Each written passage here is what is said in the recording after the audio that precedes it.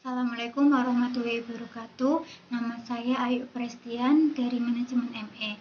Di sini saya mau menjawab UTS tugas 2 Metopen. Yang pertama, metode penelitian secara lengkap. Menurut Sugiono, pengertian metode penelitian adalah cara ilmiah untuk mendapatkan data dengan tujuan dapat dideskripsikan, dibuktikan, dikembangkan, dan ditemukan pengetahuan teori untuk memahami, memecahkan, dan mengantisipasi masalah dalam kehidupan manusia. Metode penelitian ini ada 5. Yang pertama, metode penelitian kuantitatif. Metode penelitian kuantitatif berdasarkan pada filsafat positivisme dipakai untuk meneliti pada populasi ataupun sampel tertentu. Pengumpulan data menggunakan alat ukur instrumen penelitian. Analisis data bersifat kuantitatif atau statistik dengan tujuan untuk menguji dan membuktikan hipotesis yang telah dibuat atau ditetapkan. Selanjutnya yang kedua ada metode penelitian kualitatif. Landasan metode penelitian adalah filsafat positivisme digunakan untuk meneliti pada kondisi objek yang alamiah, lawan eksperimen, di mana peneliti sebagai instrumen kunci. Teknik pengumpulan data dilakukan secara gabungan. Analisis data bersifat induktif atau kualitatif. Hasil penelitian kualitatif menekankan pada makna daripada generalisasi. Selanjutnya yang ketiga ada metode penelitian kombinasi. Metode penelitian kombinasi merupakan metode penelitian yang berlandaskan pada filsafat pragmatisme, kombinasi positivisme dan positivisme. Digunakan untuk meneliti pada kondisi objek yang alamiah maupun buatan, di mana peneliti bisa sebagai instrumen dan menggunakan instrumen untuk pengukuran teknik pengumpulan data, dapat menggunakan tes, kuesioner, dan gabungan. Analisis data bersifat deduktif atau kuantitatif dan induktif atau kualitatif.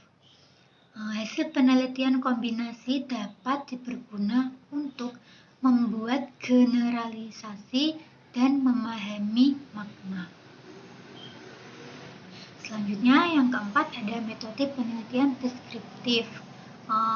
Pengertian metode penelitian deskriptif sendiri adalah prosedur penelitian atau pemecahan masalah yang diselidiki dengan gambaran subjek atau objek yang digunakan berupa orang, lembaga, masyarakat, dan yang lainnya.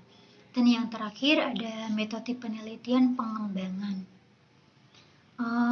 Pengertian metode penelitian pengembangan atau sering juga disebut dengan istilah research atau development, yang merupakan jenis penelitian yang pada umumnya itu banyak digunakan dalam dunia pendidikan. Secara umum, pengertian penelitian pengembangan dapat diartikan sebagai cara ilmiah untuk memperoleh data sehingga dapat dipergunakan untuk menghasilkan, mengembangkan, dan memvalidasi produk. Selanjutnya yang nomor 2, sebutkan dan jelaskan komponen metode penelitian. Yang pertama, sumber data primer kuantitatif. Sumber data primer kuantitatif atau kumpulan skor jawaban adalah sejumlah responden yang disebut sampel penelitian. Sampel ini diambil dengan cara tertentu dari keseluruhan populasi yang dijadikan subjek penelitian. dipandang sebagai sumber data yang dianggap dapat mempresentasikan masalah yang dijadikan objek penelitian. Yang kedua, sumber data primer kualitatif. Sumber data primer kualitatif atau transkrip wawancara yaitu sejumlah responden yang disebut informasi penelitian. Informasi ini diambil dengan cara tertentu dari pihak yang karena kedudukan atau kemampuannya dianggap dapat mempresentasikan masalah yang dijadikan objek penelitian. Selanjutnya yang kedua ada jenis data. Data primer adalah jenis data yang langsung didapat dari sumbernya. Data sekunder adalah jenis data yang tidak langsung didapat dari sumbernya. Selanjutnya yang ketiga ada teknik pengumpulan data. Studi kepustakaan atau studi dokumen adalah teknik pengumpulan data sekunder yang meliputi pengutipan dan pengkajian teori, data, dan informasi dari berbagai buku, dokumen, internet, dan media cetak. Kuesioner penelitian atau angket adalah teknik pengumpulan data primer dari sejumlah responden yang memiliki sampel penelitian. Penyusunan kuesioner atau angket menggunakan format pengskalan tertentu seperti misalnya skala Likert skor 1 sampai 5, rating skala skor 1 sampai 4, Guzman scale skor 1 sampai 2. Observasi atau kunjungan lokasi adalah teknik pengumpulan data secara spontan ketika penelitian dilakukan. Dan selanjutnya yang keempat dengan metode analisis data. Metode analisis kuantitatif adalah teknik pengolahan data kuantitatif atau angka-angka yang menggunakan rumusan-rumusan statistik antara lain untuk pengujian persyaratan analisis, pengukuran, dan pengujian hipotesis. Metode analisis kualitatif adalah teknik pengolahan data kualitatif atau kata-kata yang dilakukan dalam rangka mendeskripsikan atau membahas hasil penelitian dengan pendekatan analisis konseptual dan analisis teoritik. Yang ketiga, jelaskan cara ilmiah yang dapat dilakukan dalam metode penelitian. Yang pertama ada rumusan masalah.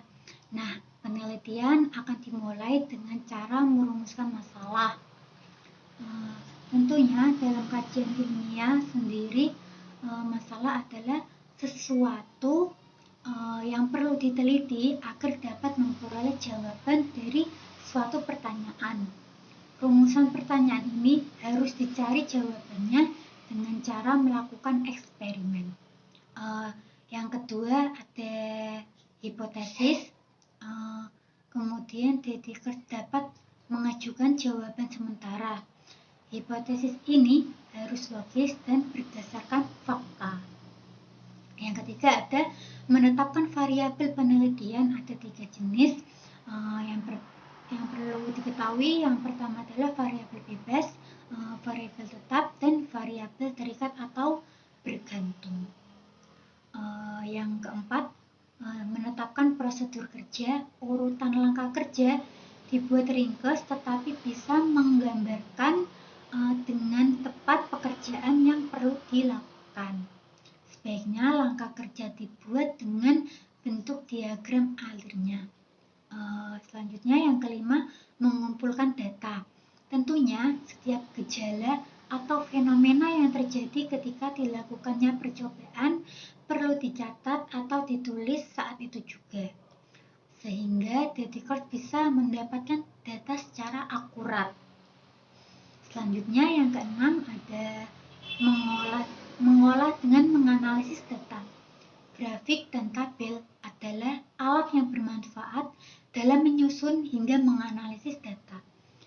Grafik dan tabel akan menampilkan seperti apa variabel terikat berubah menjadi respon terhadap perubahan dari variabel bebas. Selain itu, analisis data juga bisa dilakukan dengan program komputer. Selanjutnya yang ketujuh, membuat kesimpulan. Dalam menyusun kesimpulan, perlu memutuskan data yang dikumpulkan memang mendukung hipotesis atau sebaliknya. Selanjutnya yang kedelapan, mengkomunikasikan hasil penelitian. Pastinya sosialisasi hasil penelitian sangat penting dilakukan supaya hasil penelitian bisa diketahui oleh pihak lain. Selanjutnya, pertanyaan nomor 4, jelaskan tujuan penelitian.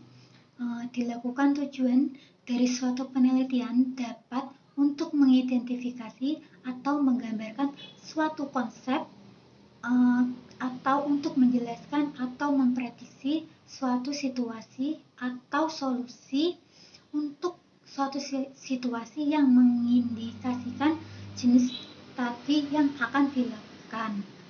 Pertanyaan nomor 5, kegunaan penelitian dilakukan. Penelitian dilakukan untuk meningkatkan pemahaman kita. Penelitian memberikan informasi dan pengetahuan yang dibutuhkan untuk memecahkan masalah dan membuat keputusan. Manfaat penelitian adalah kegunaan hasil penelitian nanti baik bagi kepentingan pengembangan program maupun kepentingan ilmu pengetahuan. Selanjutnya pertanyaan nomor 6, jelaskan metode jenis penelitian berdasarkan tujuan dan tingkat kealamian objek.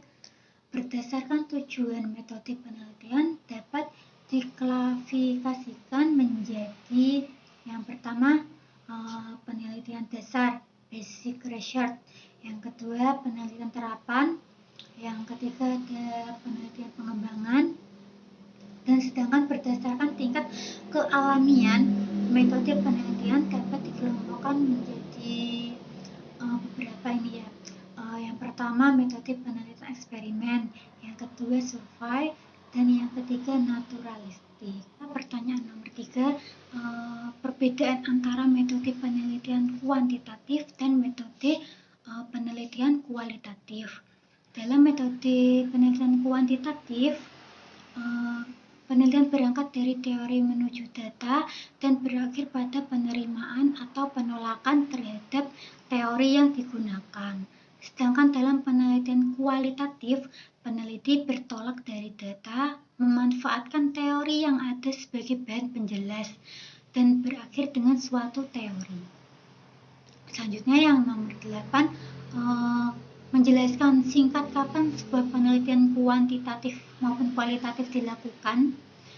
Penelitian kualitatif digunakan untuk meneliti suatu objek dengan peneliti berperan sebagai instrumen kunci.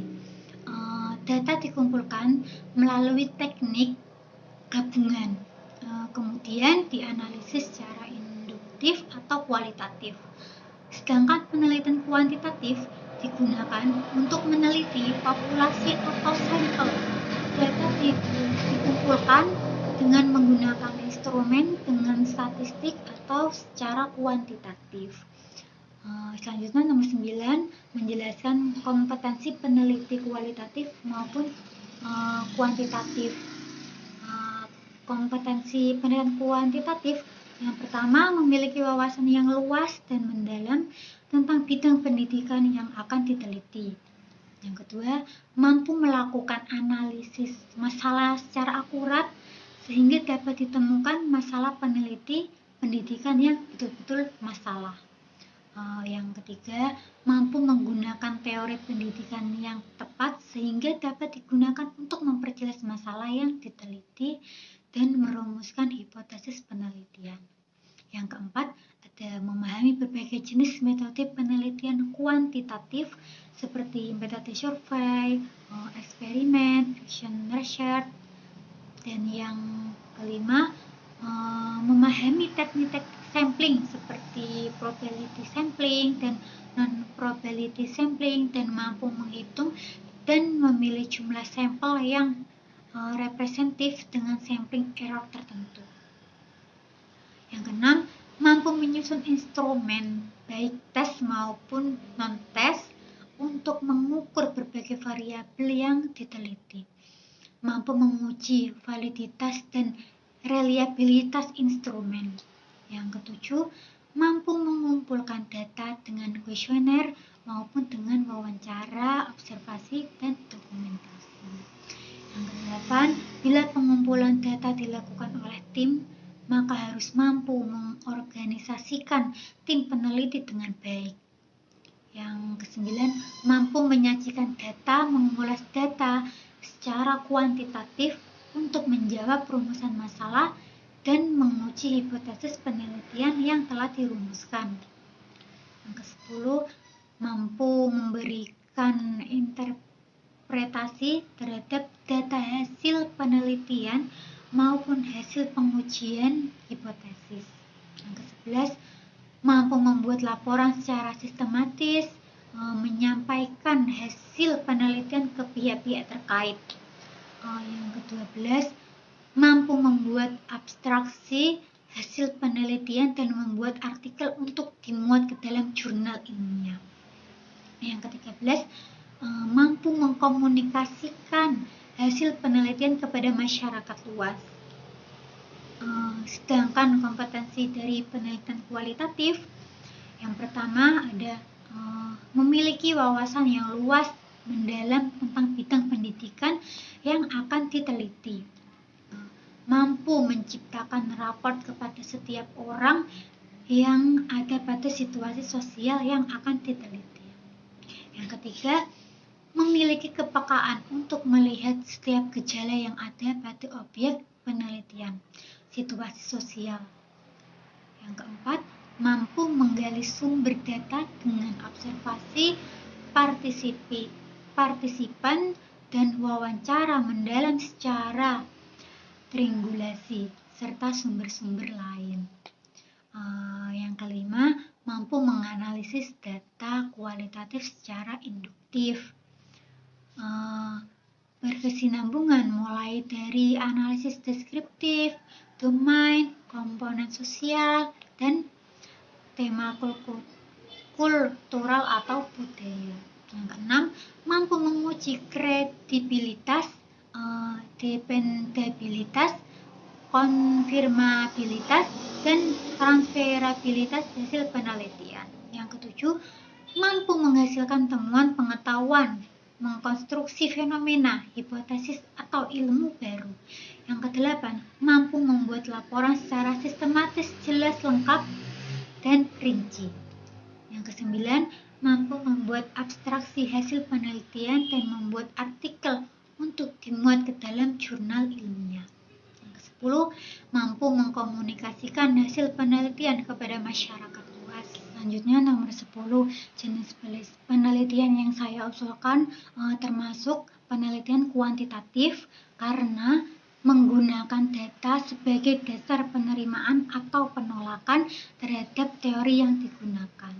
Selanjutnya bab 2. Nomor 1, bagaimana gambaran proses penelitian kuantitatif dan jelaskan prosesnya secara lengkap.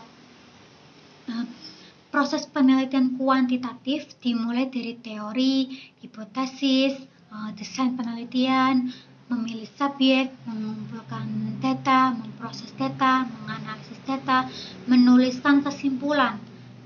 Penelitian kuantitatif adalah penelitian yang dilakukan dengan kajian pemikiran yang sifatnya ilmiah.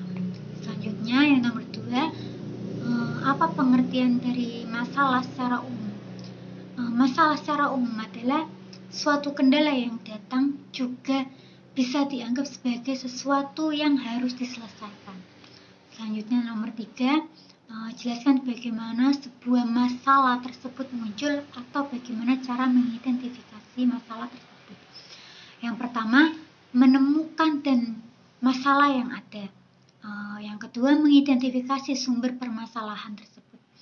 Yang ketiga, menciptakan kalimat isu atau kalimat permasalahan yang menjelaskan permasalahan yang sudah diidentifikasi. Yang keempat, apa perbedaan antara masalah dengan perumusan masalah? Menurut Sugiono, masalah adalah bentuk kesenjangan antara yang diharapkan dengan realita yang sebenarnya. Sedangkan rumusan masalah adalah pertanyaan yang dibuat oleh peneliti, kemudian pertanyaan tersebut dicarikan jawabannya melalui penelitian oleh data, eksperimen, dan lain sebagainya secara ilmiah. Pertanyaan nomor 5 menjelaskan bentuk-bentuk rumusan masalah. Ada rumusan masalah deskriptif, komparatif, asosiatif, dan komparatif asosiatif. Yang pertanyaan nomor 6, pengertian variabel penelitian. Menurut Sugiono, mengemukakan bahwa variabel adalah segala sesuatu yang berbentuk apa saja yang ditetapkan oleh peneliti untuk dipelajari sehingga diperoleh informasi tentang hal tersebut, kemudian ditarik kesimpulan. Pertanyaan nomor 7, bagaimana cara mengidentifikasi masalah dari sebuah penelitian? Setelah masalah diidentifikasi dan dibatasi, maka selanjutnya masalah tersebut dirumuskan. Rumusan masalah pada umumnya dinyatakan dengan kalimat pertanyaan. Dengan pertanyaan ini, maka akan dapat memandu penelitian untuk kegiatan penelitian selanjutnya. Berdasarkan rumusan masalah tersebut, maka peneliti menjawab masalah yang baru menggunakan penelitian tersebut.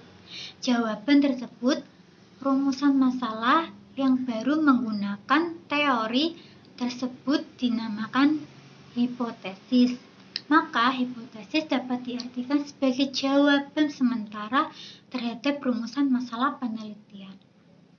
Pertanyaan nomor 8, sebutkan dan jelaskan jenis-jenis variabel penelitian, kemudian berikan contohnya. Berdasarkan sifat hubungan antar variabelnya, variabel penelitian dibedakan menjadi 2. Yang pertama, variabel bebas atau independent variabel. Variabel bebas berarti yang memiliki pengaruh atas perubahan yang terjadi pada variabel lainnya. Suatu perubahan yang terjadi pada suatu variabel dianggap disebabkan oleh variabel bebas ini. Contohnya, penelitian dengan judul pengaruh minat baca terhadap prestasi belajar siswa. Variabel bebasnya adalah minat baca karena variabel tersebut berdiri sendiri dan dianggap mempengaruhi perubahan yang terjadi pada variabel lainnya, yaitu prestasi belajar siswa. Variabel jenis ini juga biasa disebut dengan istilah variabel stimulus atau pengaruh. Yang kedua, variabel terikat atau dependent variabel. Berkebalikan dengan variabel bebas. Variabel terikat berarti variabel yang dipengaruhi oleh variabel lainnya. Variabel ini keberadaannya dianggap merupakan suatu akibat dari adanya variabel bebas. Contohnya, masih dengan judul penelitian yang sama dengan sebelumnya. Berarti variabel terikatnya adalah prestasi belajar siswa. Karena hasil prestasi siswa dianggap dipengaruhi oleh minat baca siswanya. Menurut sifatnya terdapat 2 jenis variabel penelitian. Yang pertama, variabel dinamis, yang kedua konseptual, yang ketiga statis dan faktual. Dan menurut jenis variabel penelitian berdasarkan tipe skala pengukuran, yaitu ada nominal, kontinum, dan rasio. Dan pertanyaan nomor 9, kerangka penelitian yang diusulkan dalam metapen saya yaitu media sosial, citra destinasi, dan pengalaman berwisata positif dan signifikan terhadap minat berkunjung kembali. Dan pertanyaan yang ke-10, menyebutkan variabel penelitian yang saya gunakan. Variabel bebasnya X1-nya sosial media, X2-nya citra destinasi, X3-nya pengalaman berwisata, dan variabel terikatnya Y, minat berkunjung kembali. Selanjutnya nomor 11 melengkapi tabel variabel penelitian dan definisi operasional variabel dari jurnal. Yang pertama bersumber dari Zwilanda Pratiwi 2021, X1-nya sosial media. Sosial media adalah gabungan antara media teknologi informasi melalui internet dengan kegiatan hubungan antar individu sehingga menjadikan nilai baru yang mampu meningkatkan hubungan antara kelompok maupun individu secara sosial. Indikatornya 1. Bagaimana membentuk sebuah pesan informasi berkenaan dengan penggunaan bahasa serta isi pesan yang menarik dan sampai di halayak. Yang kedua, berbagi cerita atau pesan atau informasi dengan cara mendengar, merespon, dan dengan berbagai cara yang membuat pengguna merasa nyaman dan pesan tersampaikan dengan baik. Yang ketiga, bekerja sama antara sebuah akun atau perusahaan dengan penggunaannya di media sosial untuk membuat segala hal menjadi baik dan lebih efektif serta efisien. Yang keempat, memelihara hubungan yang telah terbina, bisa dengan melakukan sesuatu yang bersifat berkelanjutan sehingga pengguna merasa lebih dekat dengan sebuah akun maupun perusahaan pengguna media sosial. Selanjutnya, yang kedua bersumber dari Sabila Nurhanifati 2020, X2-nya citra destinasi. Citra destinasi adalah keputusan sesuatu, perjalanan berdasarkan pemikiran individu berupa informasi, perasaan, persepsi sebagai keseluruhan pemikiran tujuan dari pengalaman yang didasarkan taraf kepuasan pengunjung terhadap destinasi yang dikunjungi. Adapun indikatornya yang pertama, natural and cultural resource, sumber daya alam dan budaya. Keanekaragaman sumber daya alam menarik dari pemandangan dan atraksi budaya bertani. Yang kedua ada suasana, udara segar, peluang untuk pengalaman rekreasi dan lingkungan pariwisata. Yang ketiga, kenyamanan infrastruktur, fasilitas kesehatan wisata, tersedia minuman, makanan, oleh-oleh lokal. Yang keempat, ada pengaturan sosial dan lingkungan, tempat untuk wisata keluarga, tempat untuk mengajar di luar ruangan, dan tempat untuk bermain. Yang ketiga, bersumber dari Sabila Nurhanifati 2020, X3-nya pengalaman berwisata. Identifikasinya pengalaman sebagai evaluasi subjektif individu dan menjalani, yaitu efektif, kognitif, dan perilaku. Dari peristiwa yang berkaitan dengan kegiatan wisatawan yang dimulai sebelum perencanaan dan persiapan, selama di tujuan dan setelah perjalanan ingatan. Indikatornya hedonis adalah bentuk gaya hidup di mana kenikmatan atau kebahagiaan pribadi menjadi tujuan dalam menjalani hidup. Yang kedua ada kebaruan, adalah merujuk pada sesuatu yang baru atau memberi pengalaman yang baru. Yang ketiga ada budaya lokal, merupakan pengalaman terhadap budaya lokal.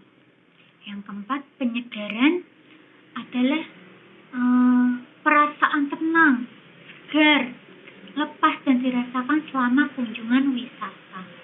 Yang kelima, makna atau arti penting adalah berpartisipasi pada suatu kegiatan peristiwa, diantaranya dalam meningkatkan perasaan suasana hati dan perasaan senang seseorang. Yang keenam, keterlibatan.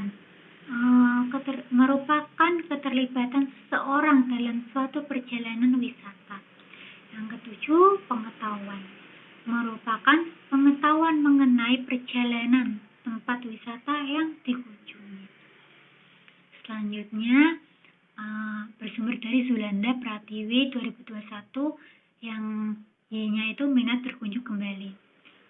Minat berkunjung kembali yaitu perasaan ingin mengunjungi yang sama dengan munculnya beberapa alasan atau faktor utama yang menentukan minat seseorang untuk berkunjung kembali ke suatu destinasi wisata adalah fasilitas yang memadai, adanya event tertentu, dan proses penyebaran informasi di media sosial juga menjadi elemen penting dalam mendorong minat berkunjung kembali.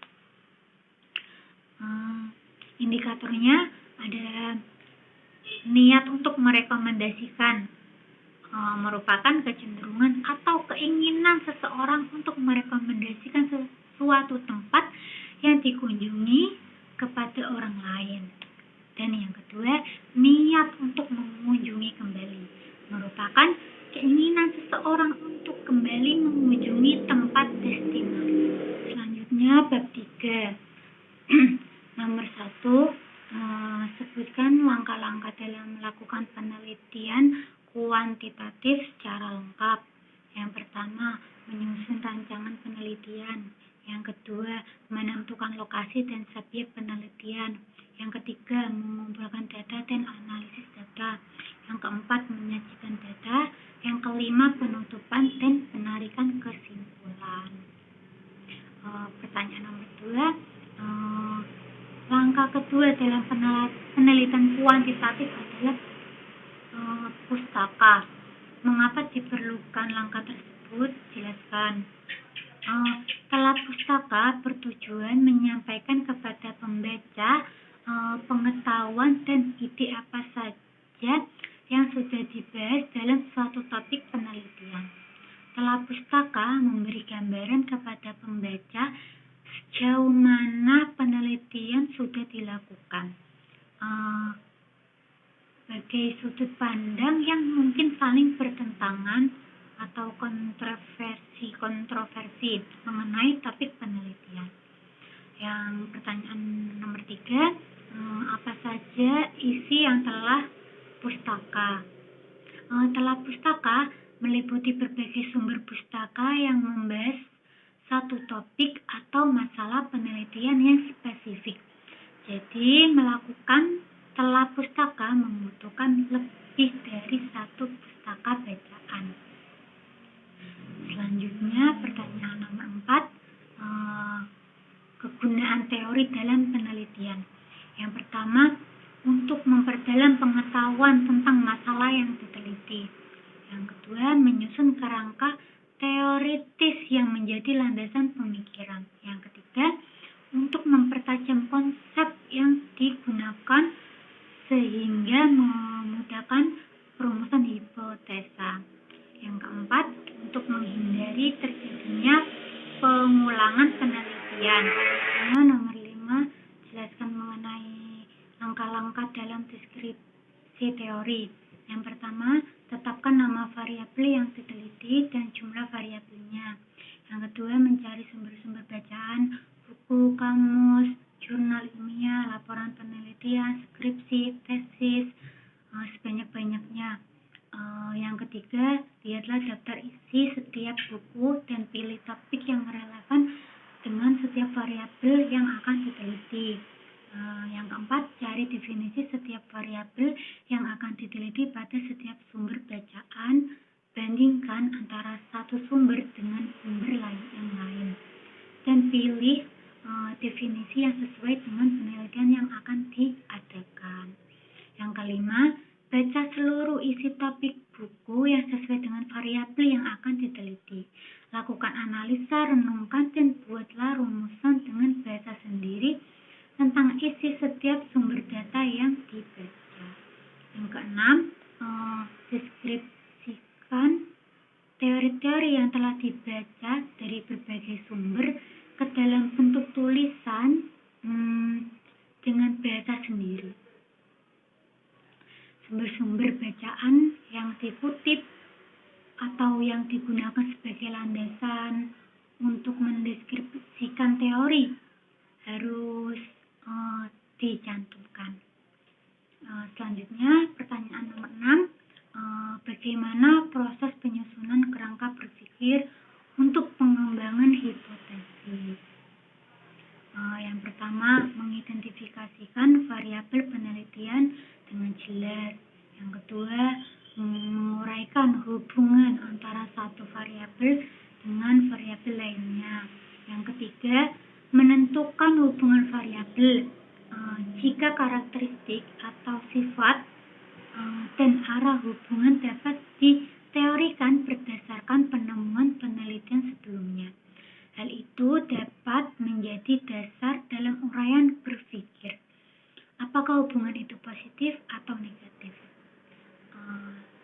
Yang keempat, memberikan argumen teoritis mengenai hubungan antar variabel. Pada tahap ini, peneliti seharusnya dapat menjelaskan secara jelas mengenai hubungan antar variabel dan dapat digambarkan melalui hasil-hasil penelitian sebelumnya. Yang kelima, menggambarkan kerangka berpikir dalam bentuk diagram skematis. Hal ini dilakukan agar pembaca dapat melihat variabel. Yang keenam, bagaimana langkah-langkah menyusun hipotesis. Hipotesis disusun dalam kalimat deklaratif. Kalimat itu bersifat positif atau tidak normatif. Istilah-istilah seperti seharusnya atau sebaliknya tidak terdapat dalam kalimat hipotesis. Variabel yang dinyatakan dalam hipotesis adalah variabel yang dioperasional dalam arti dapat diamati dan diukur. Hipotesis menunjukkan hubungan tertentu di antara variabel-variabel. Selanjutnya, pertanyaan nomor 7. Kapan sebuah kerangka berpikir dikatakan bagus? Kerangka berpikir yang baik adalah jika peneliti dapat mengidentifikasi variabel-variabel penting yang sesuai dengan masalah penelitian dan secara logis mampu menjelaskan keterkaitan antar variabel. Selanjutnya, pertanyaan nomor 8. Susunlah hipotesis dari rencana penelitian yang dilakukan atau diusulkan. Yang pertama ada sosial media. Sosial media adalah gabungan antara media teknologi informasi melalui internet dengan kegiatan hubungan antar individu sehingga menjadikan nilai baru yang mampu meningkatkan hubungan antara kelompok atau individu secara sosial. Berdasarkan penelitian yang dilakukan Charlie, media sosial berpengaruh positif dan signifikan terhadap minat berkunjung kembali. Yang selanjutnya kedua itu ada citra destinasi. Citra destinasi adalah keputusan suatu perjalanan berdasarkan pemikiran individu berupa informasi, perasaan, dan persepsi sebagai keseluruhan pemikiran tujuan dari pengalaman yang didasarkan taraf kepuasan pengunjung terhadap destinasi yang dikunjungi.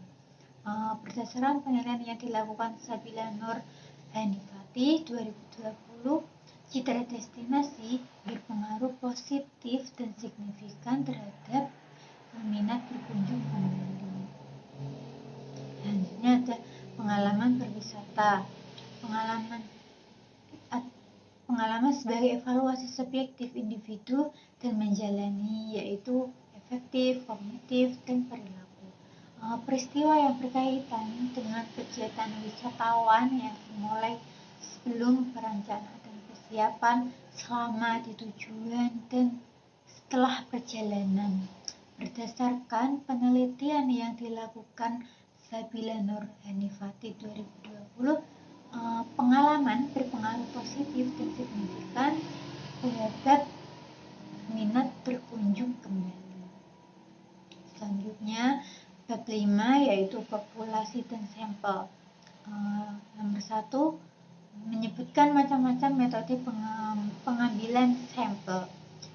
Ada probability sampling, terdiri dari pengambilan sampel acak sederhana atau simple random sampling, pengambilan sampel acak sistematis atau systematic random sampling, pengambilan sampel acak berstrata, dan pengambilan sampel acak berdasar area atau wilayah.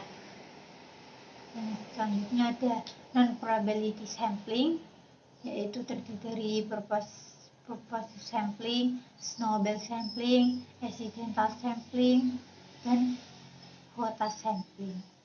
Pertanyaan nomor 2, apa yang dimaksud dengan probability sampling? Probability sampling yaitu metode pengambilan sampel probability sampling jenis dalam teknik pengambilan sampel yang melakukan pengambilan sampelnya dengan random atau acak.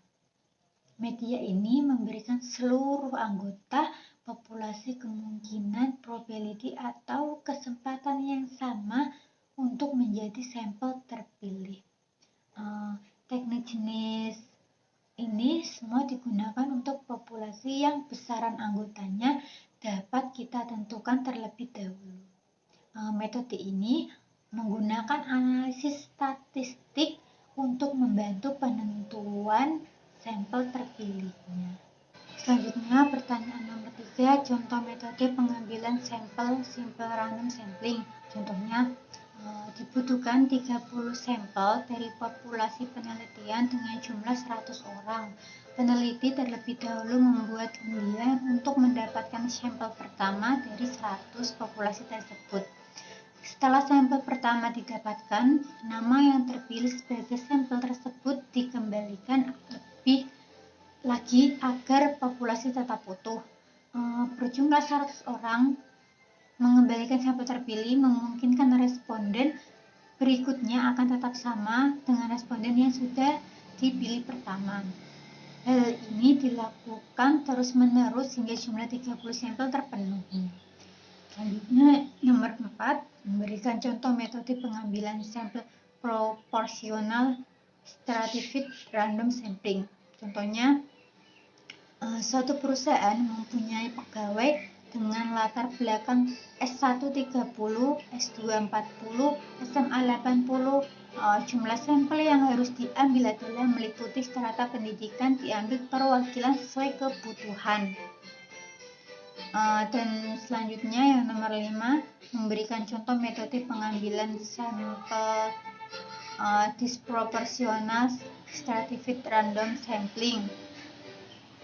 Contohnya, pegawai PTA memiliki 3 orang lulusan S3, 4 orang lulusan S2, 90 orang lulusan S1, 40 orang SMA, 600 orang SMP. Maka untuk lulusan S3 dan S2 harus diambil semuanya sebagai sampel karena kedua kelompok tersebut paling kecil dibandingkan dengan kelompok lainnya.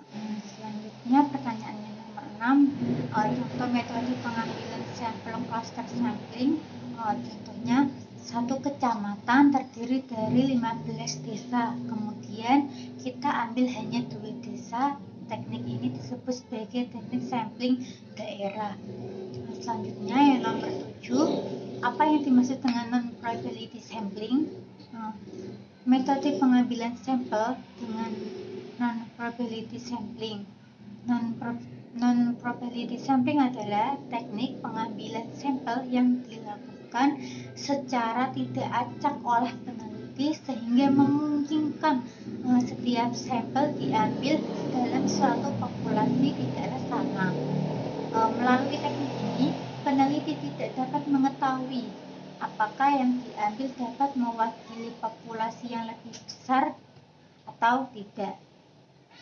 Selanjutnya nomor 8, contoh metode pengambilan sampel sampling sistematis.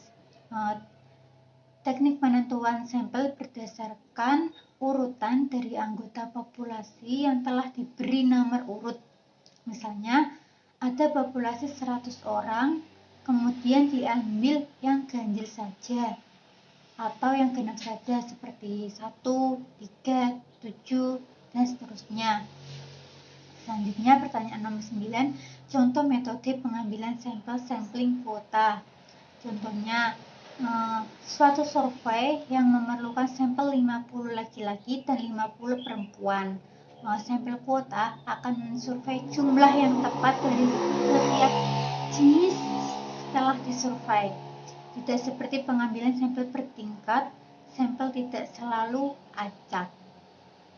Dan selanjutnya pertanyaan nomor 10, contoh dari metode pengambilan sampel sampling insidental. Contoh, penelitian mengenai kemampuan seseorang guru dalam mengajar di kelas. Pertanyaan dapat diajukan terhadap murid yang kebetulan ada di kelas. Selanjutnya, yang nomor 11, pertanyaan nomor 11, contoh metode pengambilan sampel sampling purposive. Contohnya, peneliti ingin mengetahui lebih banyak tentang pendapat dan pengalaman mahasiswa menyandang disabilitas di suatu universitas. Jadi, peneliti sengaja memilih sejumlah mahasiswa dengan kebutuhan dukungan yang berbeda untuk mengumpulkan berbagai data tentang pengalaman mereka dengan layanan mahasiswa. Selanjutnya, pertanyaan nomor 12, contoh metode pengambilan sampel sampling jenuh. Contohnya, akan diteliti sebuah kinerja guru di salah satu sekolah swasta di Jepara karena jumlah guru hanya ada 35, maka seluruh guru dijadikan sampel. Pertanyaannya nomor 6, contoh metode pengambilan sampel cluster sampling. Contohnya, satu kecamatan terdiri dari 15 desa, kemudian kita ambil hanya 2 desa. Teknik ini disebut sebagai teknik sampling daerah. Selanjutnya yang nomor 7, apa yang dimaksud dengan non-probability sampling? Metode pengambilan sampel dengan non-probability sampling. Non-probability sampling adalah teknik pengambilan sampel yang dilakukan secara tidak acak oleh peneliti sehingga memungkinkan setiap sampel diambil dalam suatu populasi tidaklah sama. Melalui teknik ini, peneliti tidak dapat mengetahui apakah yang diambil dapat mewakili populasi yang lebih besar atau tidak. Selanjutnya, nomor 8, contoh metode pengambilan sampel sampling sistematis. Teknik penentuan sampel berdasarkan urutan dari anggota populasi yang telah diberi nomor urut. Misalnya, ada populasi 100 orang, kemudian diambil yang ganjil saja atau yang genap saja seperti 1, 3, 7, dan seterusnya. Selanjutnya pertanyaan nomor 9, contoh metode pengambilan sampel sampling kuota. Contohnya, suatu survei yang memerlukan sampel 50 laki-laki dan 50 perempuan. Sampel kuota akan mensurvei jumlah yang tepat dari setiap jenis setelah disurvei. Tidak seperti pengambilan sampel per tingkat, sampel tidak selalu acak. Dan selanjutnya pertanyaan nomor 10, contoh dari metode pengambilan sampel sampling insidental. Contoh, penelitian mengenai kemampuan seseorang guru dalam mengajar di kelas.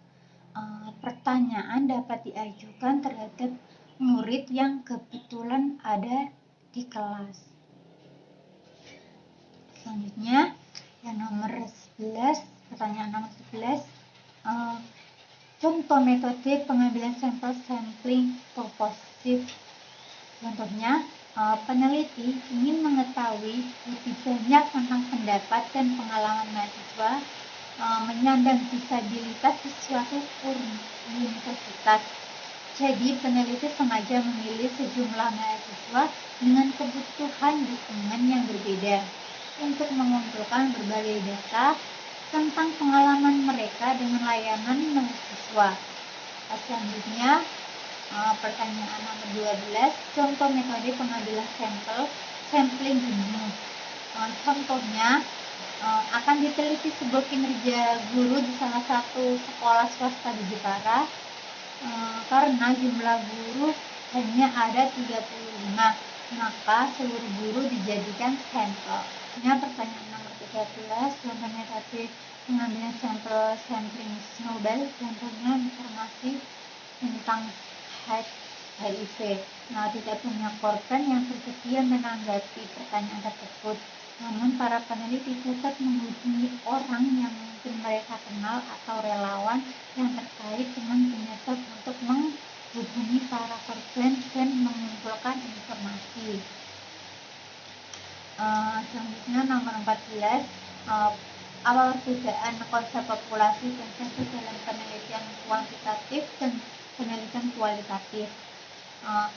Populasi itu misalnya penduduk di wilayah tertentu, jumlah guru dan sebagainya. Populasi bukan hanya orang, tetapi juga objek dan benda-benda alam yang lain. Populasi juga bukan sekedar jumlah yang ada pada objek atau subjek yang dipelajari, tetapi meliputi keseluruhan karakteristik atau sifat yang dimiliki oleh objek atau subjek itu. Sedangkan sampel adalah bagian dari populasi itu. Apa yang dipelajari dari sampel, kesimpulannya akan diberlakukan untuk populasi. Untuk itu, sampel yang diambil dari populasi harus betul-betul representatif atau mewakili. Dan dalam penelitian kualitatif tidak menggunakan istilah populasi, tapi menggunakan istilah situasi sosial yang terdiri atas 3 elemen, yaitu tempat, pelaku, dan aktivitas yang berinteraksi secara sinergis. Situasi sosial tersebut dapat dinyatakan sebagai objek penelitian yang ingin diketahui apa yang terjadi di dalamnya. Misalnya rumah berikut keluarga dan aktivitasnya. Situasi sosial tidak hanya terdiri dari 3 elemen tersebut, tetapi bisa juga berupa peristiwa alam, binatang, tumbuhan, dan sejenisnya. Sedangkan sampel dalam penelitian kualitatif bukan dinamakan responden, tetapi sebagai narasumber atau partisipan informasi. Teman dan guru dalam penelitian sampel penelitian kualitatif juga bukan disebut sampel statistik, tetapi sampel teoritis, karena tujuan penelitian kualitatif adalah untuk menghasilkan teori. Selanjutnya, pertanyaan nomor 15, siapa objek penelitian Anda? Di sini objek penelitiannya itu wisata Pantai Semat di Desa Semat. Yang nomor 16, pertanyaan nomor 16, siapakah populasi penelitian? Di sini populasi penelitian saya seluruh wisatawan objek wisata Pantai Semat. Yang pertanyaan nomor 17, berapa jumlah populasinya? Jumlahnya tidak diketahui secara pasti, yaitu pengunjung atau wisatawan yang pernah mengunjungi wisata Pantai Semat. Yang ke-8, alasan menggunakan populasi tersebut karena Pantai Semat sering dikunjungi kembali oleh wisatawan, terutama wisatawan domestik. Selanjutnya, pertanyaan nomor 19, siapa yang menjadi sampel? Yang menjadi sampel adalah wisatawan yang berkunjung ke wisata Pantai Semat minimal 2 kali dan wisatawan yang pernah berkunjung kembali. Selanjutnya, nomor 20, pertanyaan nomor 20, bagaimana cara Anda menentukan jumlah sampel yang diambil? Teknik pengambilan sampel menggunakan metode incidental sampling. Selanjutnya, pertanyaan nomor 21, jumlah sampel penelitian adalah 150 responden. Selanjutnya bab 6, skala pengukuran dan instrumen penelitian. Nomor 1, apa yang dimaksud dengan instrumen penelitian? Instrumen penelitian adalah alat yang digunakan untuk melakukan kegiatan penelitian, terutama sebagai pengukuran dan pengumpulan data berupa angket, seperangkat soal tes, lembar observasi, dan lainnya. Pertanyaan nomor 2, apa fungsi instrumen penelitian? Instrumen penelitian sebagai alat pencatat informasi yang disampaikan oleh responden, sebagai alat untuk mengorganisasi proses wawancara, sebagai alat evakuasi performa pekerjaan staf peneliti. Selanjutnya pertanyaan nomor 3, sebutkan jenis-jenis skala pengukuran dalam penelitian sosial. Skala nominal yaitu skala pengukuran yang sering cukup digunakan. Skala ordinal yaitu skala pengukuran yang menunjukkan jarak interval antar tingkatan tidak harus sama. Skala interval yaitu skala pengukuran yang sering digunakan untuk menyatakan peringkat untuk antar tingkatan. Skala rasio yaitu skala pengukuran data dalam penelitian dan yang digunakan untuk membedakan, mengurutkan, dan membandingkan data. Pertanyaan nomor 4, contoh penggunaan skala liter. Contohnya skala liter menurut Sugiono John Buddha, terdapat beberapa pilihan yang bisa digunakan sebagai peneliti guna menemukan jawaban dari responden. Ada 5 jawaban yang akan diberikan oleh responden atas pertanyaan yang diajukan. Di antaranya sangat setuju, disingkat SF, setuju, tanda bahwa responden afirmatif dengan pernyataan yang Anda ajukan.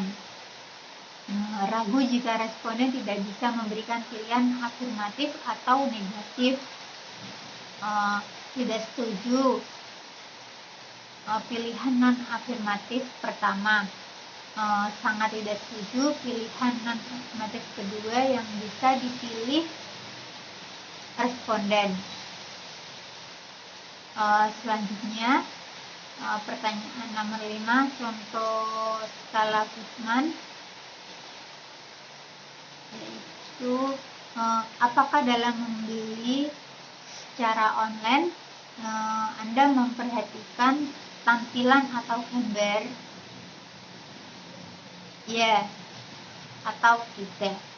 Selanjutnya nomor 6, contoh skala rating, instrumen dibagi penilaian dosen, petunjuk bagi 5 sangat baik, 4 di atas rata-rata, 3 rata-rata, 2 di bawah rata-rata, 1 kurang.